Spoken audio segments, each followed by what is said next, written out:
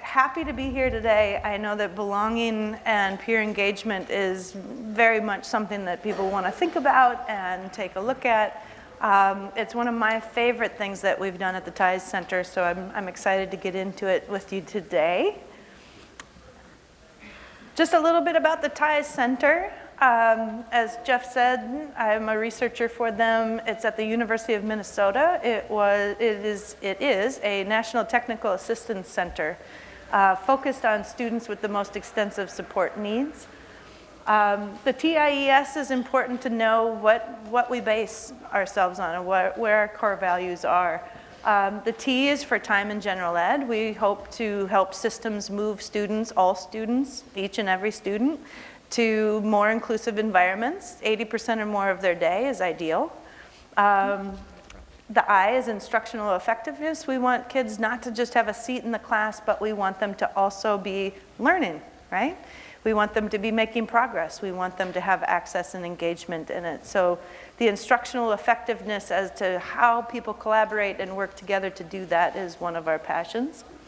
The E, of course, is engagement and access and engagement with general education curriculum and content, as well as with peers. And so today, with the belonging and the peer engagement is definitely an emphasis on that E.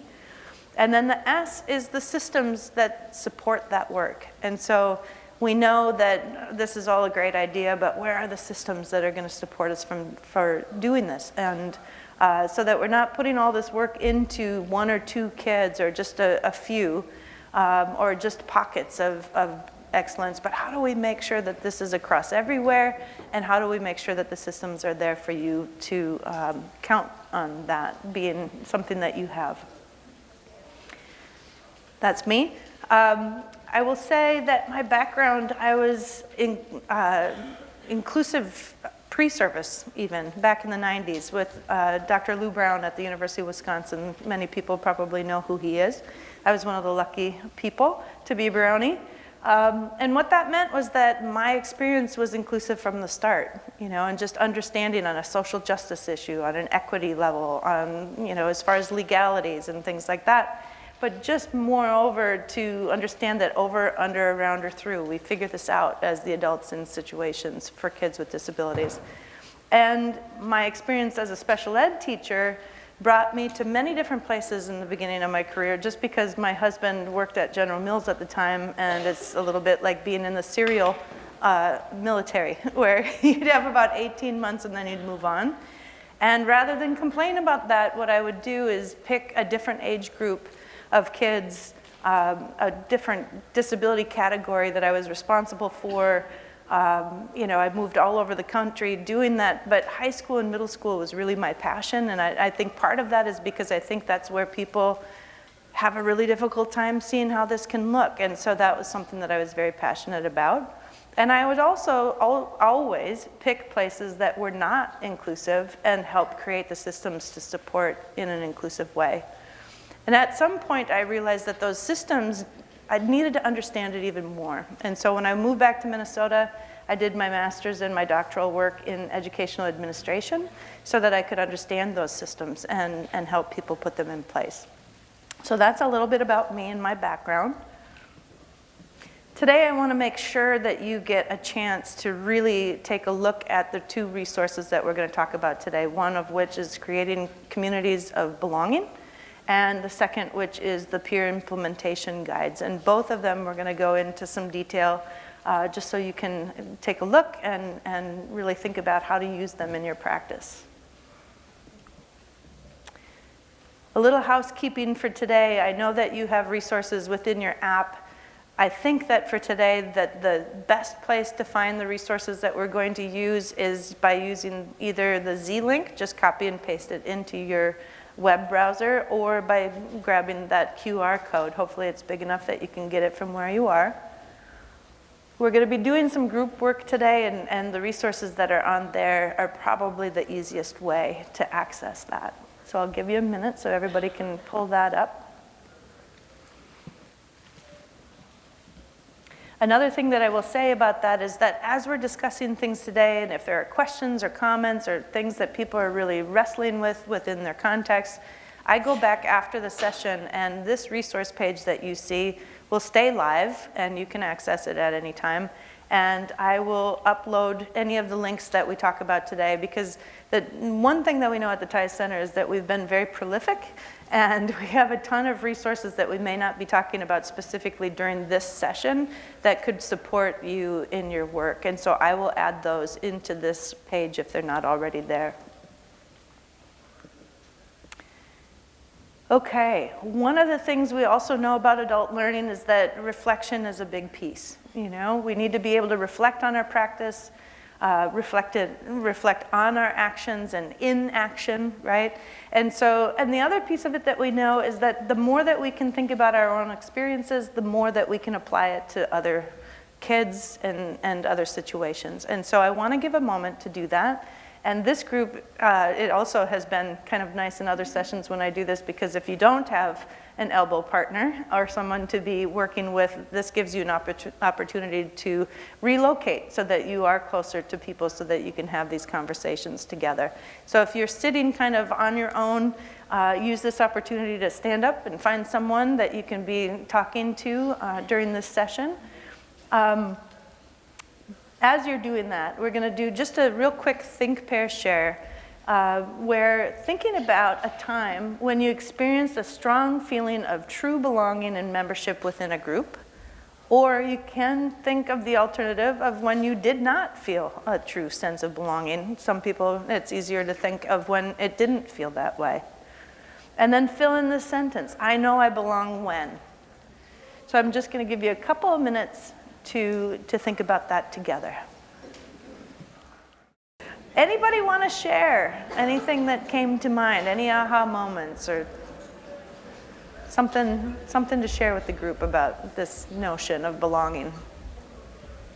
There we go. So we all shared a similar answer, but my response was, I know I belong when I can be myself without fear of being judged by others or fear of thinking what they might think of me. Nice. That's one that we hear quite often. You know, that seems to be a definite theme. Don't be bashful. Come on, who else? There was lots of good conversation. Yep. We talked about, like, from changing schools, like, you sometimes feel that sense of belonging when you're about to leave it.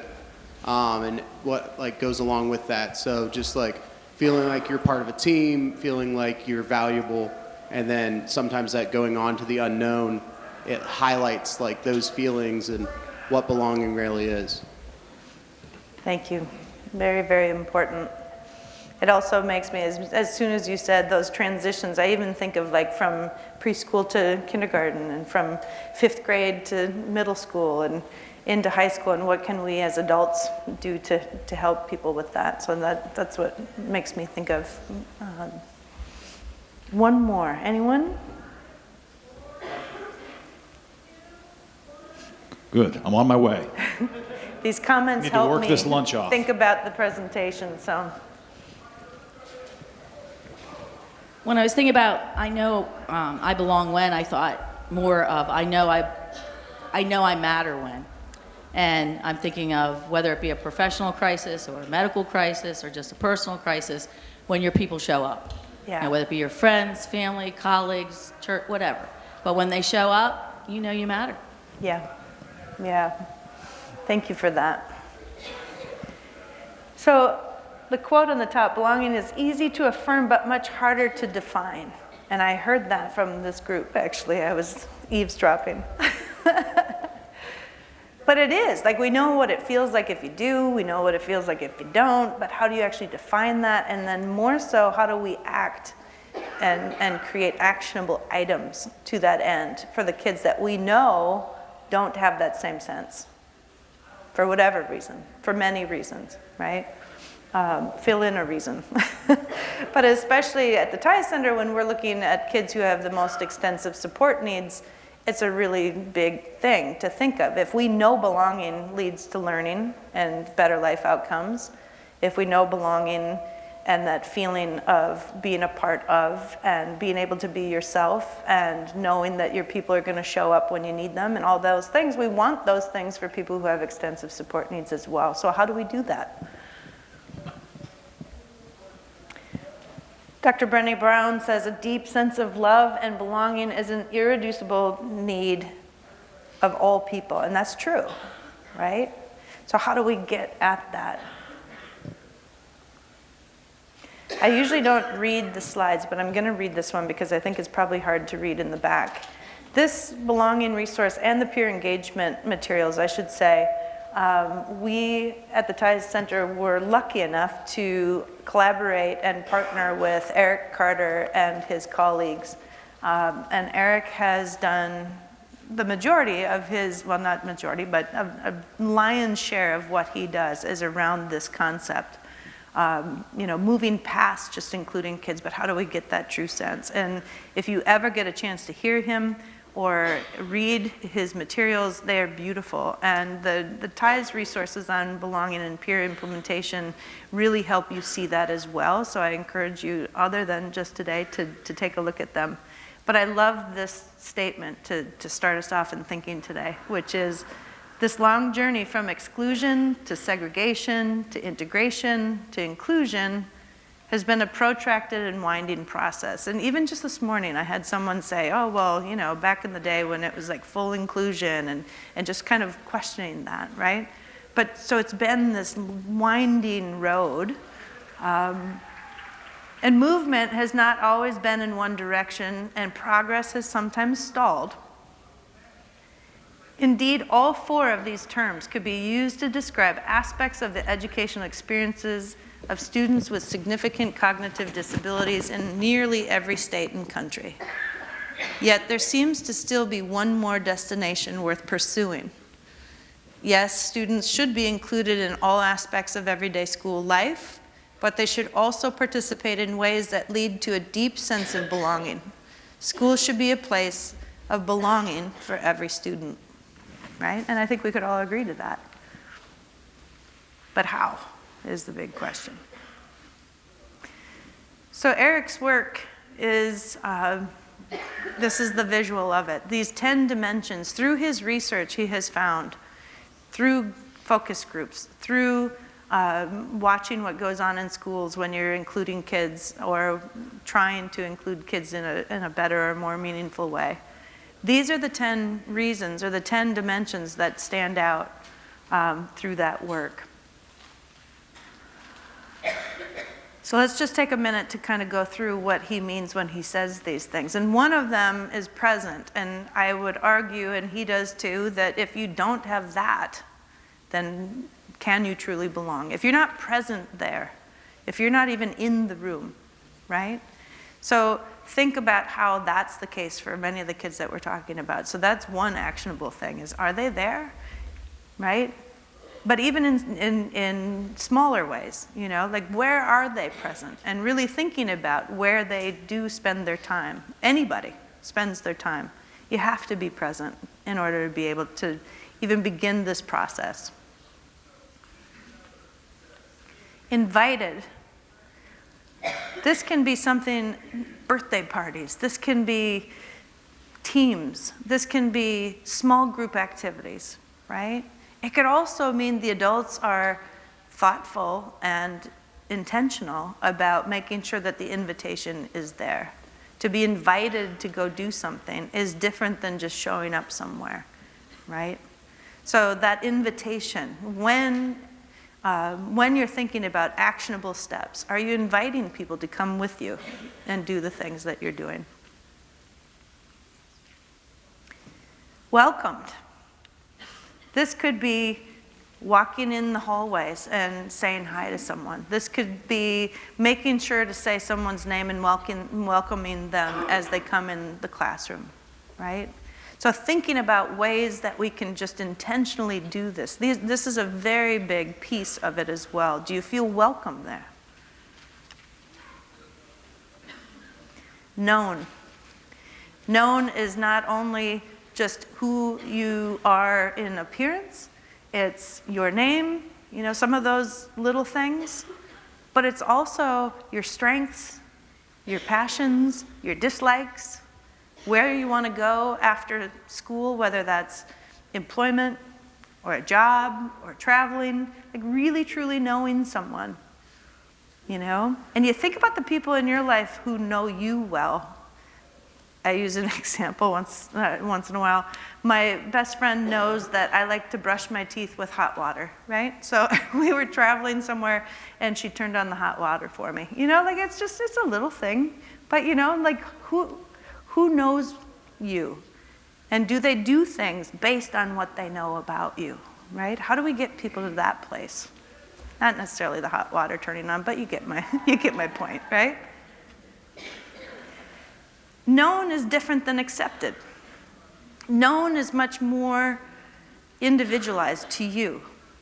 Accepted is taking you for one piece of this very diverse fabric that we have in schools. All of you, right? The whole person, the whole self, whether that is challenging, whether you're working on something, we're all pieces of work, right? Accepting you for who you are and that diversity that you bring. Involved is a huge piece. And thinking about, again, from the teacher lens or the educator lens, how do we make sure that people are involved in what they're doing in a way that leads to belonging, okay? So if you are just sitting in a class, you're present in a class, you're working on stuff, but it has nothing to do with what everybody else is doing, I'd argue that's not necessarily involved, right? And you have to start thinking, too, about ways for people to communicate. Does someone need AAC, you know? Do you know that only 10% of the people who graduate, 10% of the population that actually needs AAC graduates with AAC at this point? That's a tough one for me. I think about that a lot. Like, how do we make sure that people have the means to be involved and to communicate? Supported. Immediately with this one, I think of paraprofessional support, whether a person has a paraprofessional or not. And that's a big piece that people say, oh, well, you know, do they have a para? You know, and that's not necessarily the only answer that we have for supported. Supported can be by a peer. Supported can be by a gen ed teacher. Supported is just having the things that you need, right? So that collaboration that can happen between special ed and gen ed is very intentional around the accommodations and the supports that people need, and how do we get those in place in a meaningful way and make sure that kids have the means, again, to communicate, but consistently putting things in people's hands that they need so that they can show us what they know and what they care about. You need to be heard, again, with the communication. You need to be able to give your thoughts. You need to be able to understand what other people are saying, but you need people to want to hear what you've got to say and what impact you want to make or what ideas you have.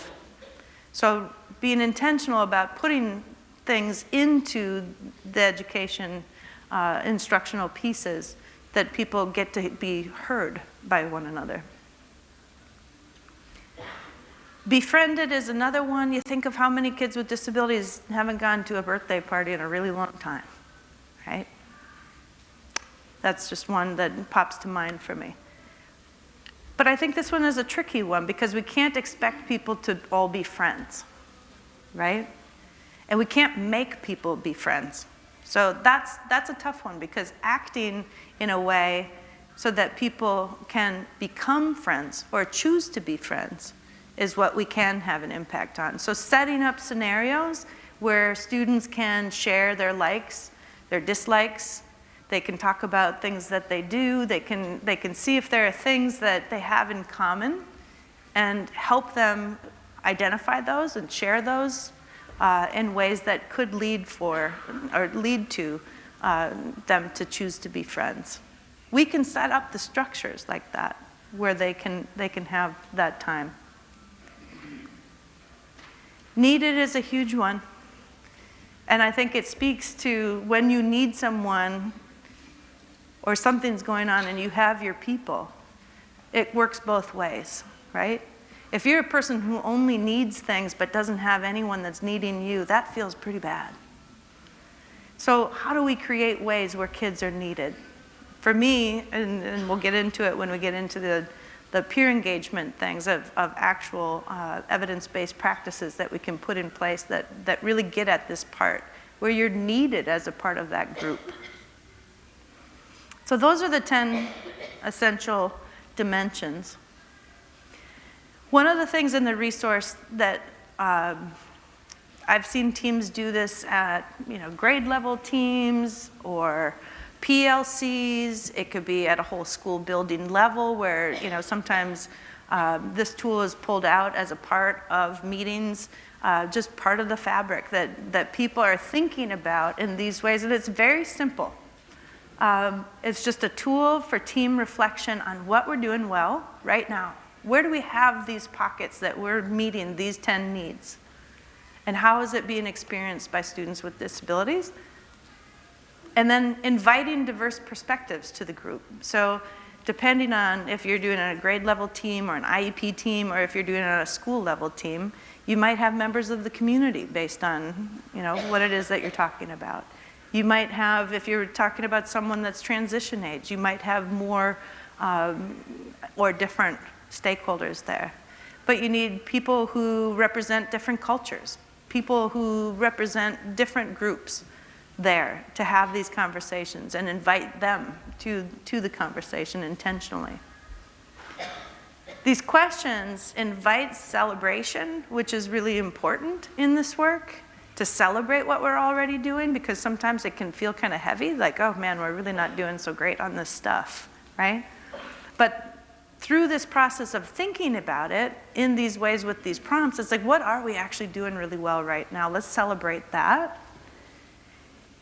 It leads to action of what can we do next? What are we going to specifically focus on together? And we have a common understanding of this is the part that we want to focus on. And then it focuses also on that improvement, because we have aligned goals as to what we see. And we know that it's stuff that is really, really important, because without these things, without all the dimensions of belonging in place for kids, their learning is impacted by that. I mean, we can see that in research over and over again. And of course, good reflection should culminate in an observable action. So we can't just sit around and talk about it either. We got to come up with something. We're going to come up with at least one thing, or maybe it's a whole bunch of things. But even just starting with that first step, and this is one of those things that I think, a lot of times we'll hear, oh, there's just so much to do, like how, or that's not my job, or I don't know these things, or what the system won't let me, or I don't have time, or we don't have money, like those barriers that exist. And yet, what can you do within your circle of influence? What one act can you pick? And I think the 10 dimensions of belonging and the thinking that comes with this resource helps you understand, like, as an individual, you can do one thing differently. You can say hi to people in the hallway in a different way. You could invite kids, so it just depends on who you are within your roles and what things you do within a school. But there are a lot of ideas that might just be next steps, right, that lead to this. So instead of me talking more about it, I want you to see the richness of this resource because it's really lovely. So we're going to break into a jigsaw. Raise your hand if you've done a jigsaw before. Some of you did it with me this morning. So we're going to break into groups of 5. And the reason that I'm saying 5, and I hope that we can do that, is because there are 10 dimensions. So I want people to focus on 2. So we'll break you up in color groups. When you look at the wheel, I'll go all the way back. Whoops, too far. So when you look in that resource, hopefully you were able to pull up the resource list. Otherwise, the TIA's website, if you go there and just search belonging, it'll pop up. There are mini guides in that resource page that I gave you earlier today with that QR code that just has like a one-pager of what is in the resource, so in case people didn't have devices to be able to do it. But what we're going to do, we're going to break you into 5 color groups right now: purple, light purple, green, light green, and blue. And you're going to learn those 2 dimensions well enough that then when you go to your next group, that'll be mixed color groups, that then you can share what it is that you're learning about those. What I want you to do also is to think about not only what kind of strikes you about it, or what is new information, or maybe things that you haven't thought about in that way before, kind of those aha moments, but also like what is one actionable step that you think you could take that relates to those two that you see. Okay, so the first groups will be 10 minutes to kind of read these and think about them together, and then we'll do mixed groups and you can share across. So let me find the slide.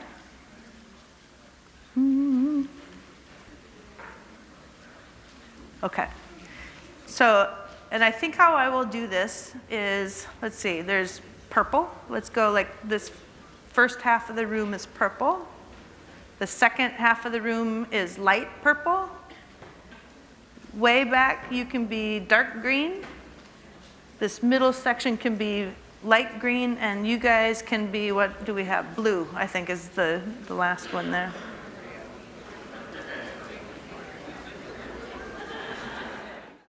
So you should have a pretty good handle on those 2 that you were assigned.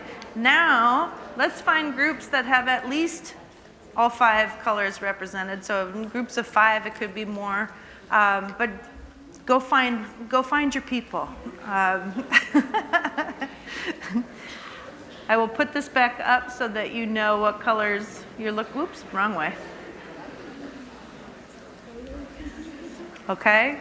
And you're just going to share, you know, even if it's the aha moments you had or some of the things that really resonated with you, and just explain your 2 colors to the other group. So we're going to give you 10 minutes for this, and then we're going to do the peer engagement stuff next. So if you could stand up. We've got different colors in each section of the room. So I know it's always awesome to have teachers look at you like, really? I know. So where you are. I got caught up into a group up here that has some really great stuff to share, maybe.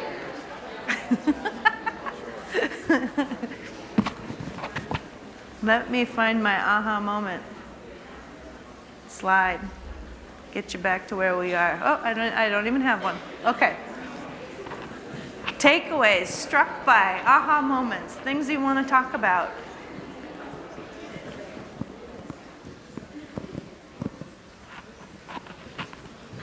Let's see.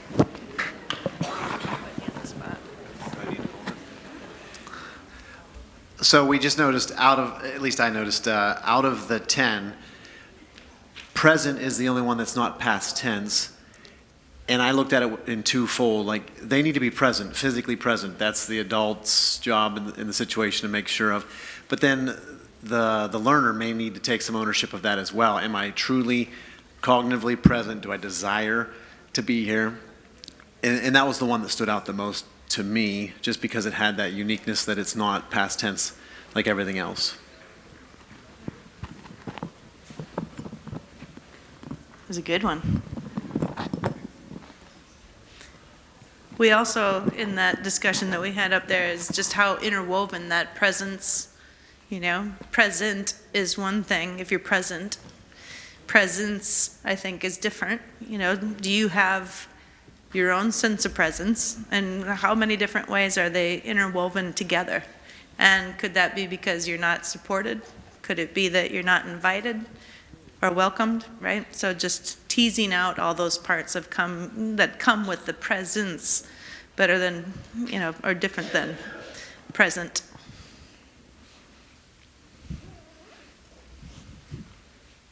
Who else? There's lots of talking. I know it wasn't all just about lunch.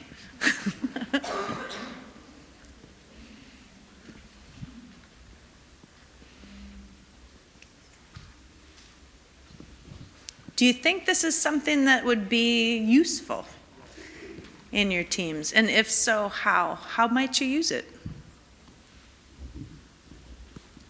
Or who needs to hear this?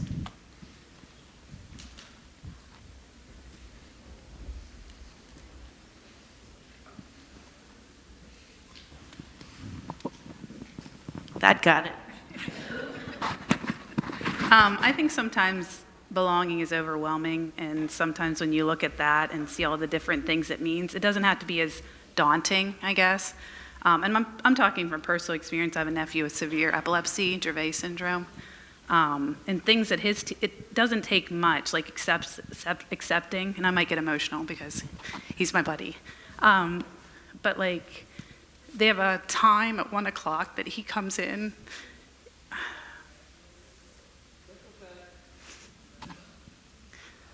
Like for brain breaks, and they schedule that time and they cheer for him.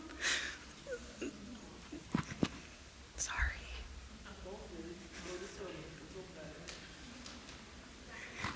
And I do feel like he's accepted, and they're always positive. He wrote his name. You know, he loves music. It's always the positive things and not the negative, and I contribute that to the teachers. Handwriting. They do their handwriting. He comes in and does his OT work, his cutting with his name, things like that. So I feel like it's just small things that mean a lot. And I just shared with them, my sister goes in and has a discussion, you know, sends a paper home to the parents about, I'm going to come in and talk about epilepsy and the safety. They're not afraid of him. He has seizures daily. They go get his mats. The one 9-year-old classmate was, I know she was in an amusement park. Man had a seizure. Her mom called me. She started talking the adults through what to do and what not to do. So I feel like just all those things are simple things and makes him accepted, and they're not afraid. They help. So. Thank you. That's an awesome one. Thank you. Okay. We were discussing in our group being known or knowing your students and how important that is in order to create these really meaningful connections with your kids. I work with a really small group of kiddos, so it's really easy for me to do it, but my colleagues work with 100 plus, so it might be a little bit more difficult, but still taking the time to really know them, to know, you know, about their achievements and their hobbies and their interests are so important in order to really have that mutual respect and that connection and make sure that learning really happens through that. So that's just one. Thank you.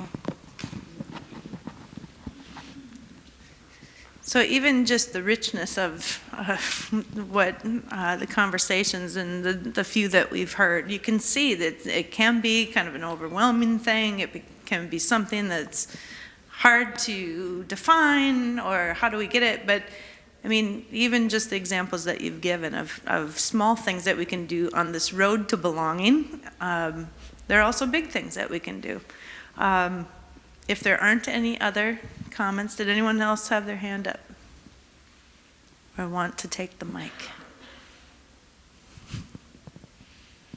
No. Okay.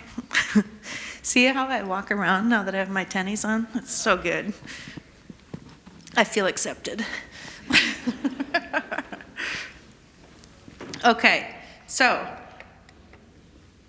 I want to give you some tools next as to how to put this into operation, which is the supporting documents, I think, or resource that goes with that. I like it better this way, actually. I'm going to do this. Same group that we got to collaborate with, Eric Carter and his team, with the lens of what does this look like for the students that are so passionate at the TIE Center about, but really thinking, okay, how do we do this in a classroom that is so diverse, that has so many needs, or, you know, how can we keep this from being super overwhelming? And really, It doesn't have to be. And so just the things that we're doing in our classes already, enhancing those, adding to those, being intentional about those. So what the peer implementation guides are, there are 9 of them. This is the list of them. And they are all evidence-based practices. So probably things that are going on in some way, shape, or form in your classrooms already, right? So within the peer implementation guides, we also have sections within each one. And so similar to the belonging, it's not just kind of this, fluffy stuff that's in there about it, but there were actual strategies. There were ways to talk about it. There's ways to have conversations, questions to ask, ideas, right? The peer implementation guides are the next level of that. Like it really helps you see what is the research that's behind it. So each one of these 9 evidence-based ones has these sections as a part of it. It talks about the research of what's encompassed in that, why it should matter, right? It talks about collaborating and how you might do that, who you might do that with. It's talking about planning, where you might find the time to do it, how to make that as efficient as possible. And then the implementing piece. How do we create it so that it's something that's going to be across and sustainable? There are ways to evaluate outcomes. Do we actually know that this is working? This is both for the students with disabilities as well as the students without disabilities, and for others. If you're involving community members and things like that, depending on the age or the area of focus that you choose. There's sustaining and expanding. So not just starting with one and leaving it there. Not just one classroom, not just one teacher, but how do we sustain it? How do we expand it? Specific considerations that you might think of. So those are the pitfalls or the things that we hear because we're in groups like this and we understand the complexities and the things that, the pain points, right? So things to think about proactively so you don't have to recreate the wheel each time. And then there's always a case application in there too. So there's a story or something that is showing how that specific tool has impacted someone or a team. There are also detailed examples and strategies. There's stuff that links it to UDL and instructional pieces. Downloadable resources, checklists, like it's all there. There's training checklists if you're going to train people on the materials. Templates for students to use together in the groups if it's grouping.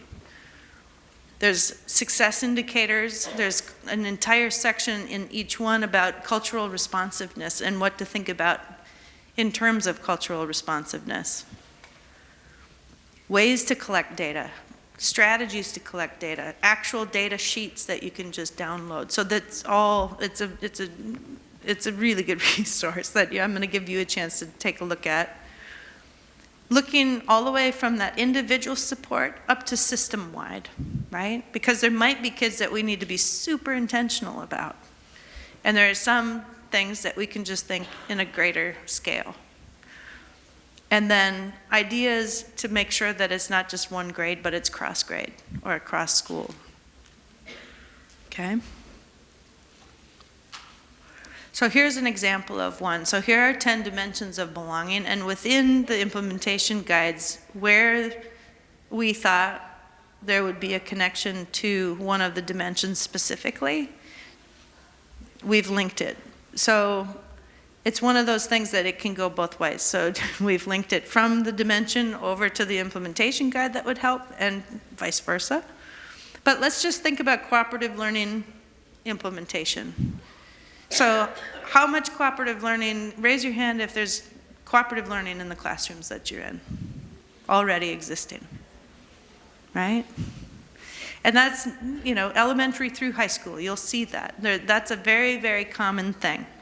So the last few slides of all the different things that are there in the resource, but just thinking about cooperative learning, first of all, we'd have present, right? If the kid's in the classroom. Hopefully we'll have presence too, right? But the way that you structure groups, kids are needed. They have roles, right? They'd also be involved with their peers already. built in. They're involved in the task. They would be heard. We can be really specific about small groups or cooperative groups, even to just pick that one thing. And think about, again, communication, or how are we going to help people be heard in those ways? They'll be known, because it's not such a large group, it's a smaller group. These are the structures that we're putting in place, right? They'll be supported. So especially if you are collaborating with other people, whether they're related service or paraprofessionals or, all of the expertise as a special ed teacher coming in to offer support, they'd have their support that they need, right? So even just in that, we went through 1, 2, 3, 4, 5, and present is 6. So we got 6 out of 10 out of small groups if we really think about it in those ways, right? So what I want to do, how much time do we have? About 16? 16, perfect. Okay. Within the resource is this decision-making guide, and I want you to be able to check this out and then maybe look at one of the peer implementation guides together just to think about how you might use it. The decision-making guide you will find within the resource that I gave you earlier, the link, I'll put the QR code back on, or you can find it on the TIES website. But within the decision-making guide, we've made it so that it's based on settings. So you can pick a classroom, you can pick recess, you can pick the cafeteria, and so on. So if as a team you're thinking, okay, we really want to focus, but we're going to start small, we're going to only look at recess. So you pick recess, right? Grade levels, participating adults, who's going to be there and working on this together, right? It also breaks it down into the impact on the students with disabilities that you want to see and the impact on peers that you want to see. I'm sorry, I thought this was over at 3. The next session starts at 3:15, so we only have 15 minutes to get to our next session. Oh my gosh, you are correct. Oh, you are correct. We have 2 minutes. Okay, so what I would encourage you to do is to check out the peer implementation guides and use this decision-making tool. Because when you select it, then it will automatically pop out the implementation guides that will help you get to that end. So whatever your filters are, it's going to give you which of the 9 would be the best place to start. And with that, I thank you for coming.